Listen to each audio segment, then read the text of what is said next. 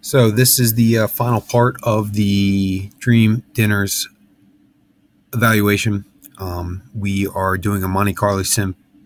We're doing a Monte Carlo evaluation.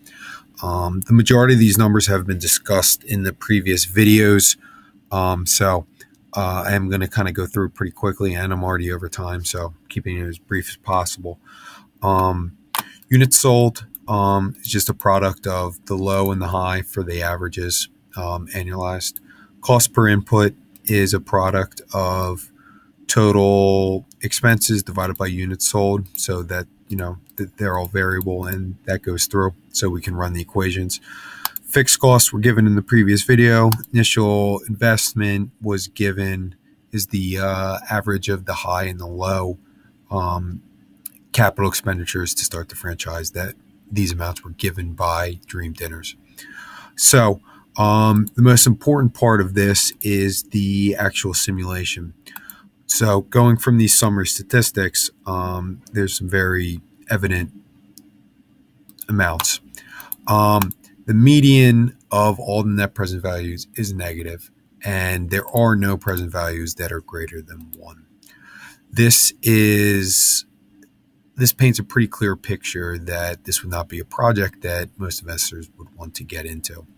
Now, there's just one important thing to note, that my model does take interest expense as a real expense. So it would be fairly different if the investor would not need to pay this money. So if they had the startup capital available, this would be a very different evaluation.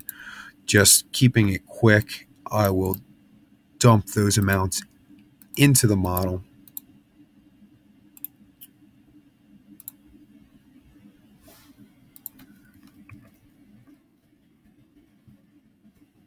Sorry, did it the wrong way. So looking at simulation there, it is a little bit different. You still have a negative median. You do. There are some NPVs that are going to hit above $1, but not many. So I think overall, this would be an investment that most people would want to stay away from.